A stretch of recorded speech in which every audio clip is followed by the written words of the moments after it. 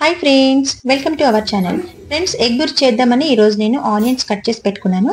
ఆ తర్వాత స్టవ్ వెలిగించి దానిపైన ప్యాన్ పెట్టుకొని అందులో ఆయిల్ వేయకుండా నేను ఆనియన్ మాత్రమే వేశాను. ఎందుకంటే మనం ఫస్ట్ ఆయిల్ వేసి ఆనియన్ ఫ్రై చేస్తాం కదా, అలా కాకుండా నేను ఫస్ట్ ఆనియన్నే ఫ్రై చేశాను. వాటర్ అంతా వెళ్ళేంత వరకు ఫ్రై చేశాను. ఆ తర్వాత ఫ్రెష్గా ఉన్న కొత్తిమీర తీసుకొని కడుక్కొని కట్ చేసి పెట్టుకున్నాను. చూసారా, మన ఆనియన్ అనేది గోల్డ్ కలర్ వచ్చింది. ఇప్పుడు ఇందులోకి కొద్దిగా కొత్తిమీర వేసాను, అది కూడా కలిపేసాను. ఆ తర్వాత ఇందులో ఆయిల్ కూడా వేసాను. ఇప్పుడు చూడండి, మనకి ఆయిల్లో ఫ్రై చేయకుండా డైరెక్ట్ నేను ప్యాన్ పైన ఫ్రై చేశాను కదా, మనకి ఇది తినేటప్పుడు చాలా సాఫ్ట్గా ఉంటుంది. ఇట్లా కస్కస్ అని మన పల్లె కింద ఆనియన్ లాగా రాదు. సో ఇలా చేసి చాలా బాగుంటుంది, మీరు కూడా ట్రై చేయండి.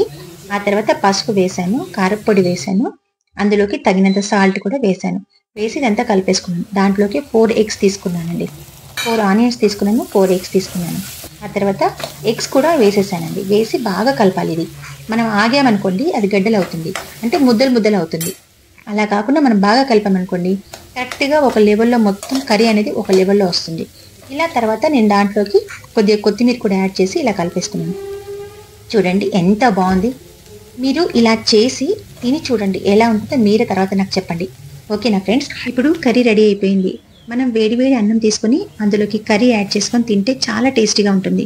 మనకి రైస్కనే కాదండి, మనకి చపాతీకైనా రొట్టెకైనా రోటీకైనా చాలా టేస్టీగా ఉంటుందండి. ఇలా వేడివేడి అన్నంలోకి కలుపుకొని తింటే ఎంత టేస్టీగా ఉంటుందో.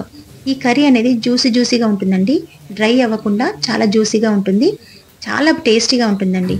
ఓకే ఫ్రెండ్స్, మన వీడియో కనుక మీకు నచ్చితే ప్లీజ్ లైక్ చేయండి, షేర్ చేయండి, సబ్స్క్రైబ్ చేయండి. Bye friends.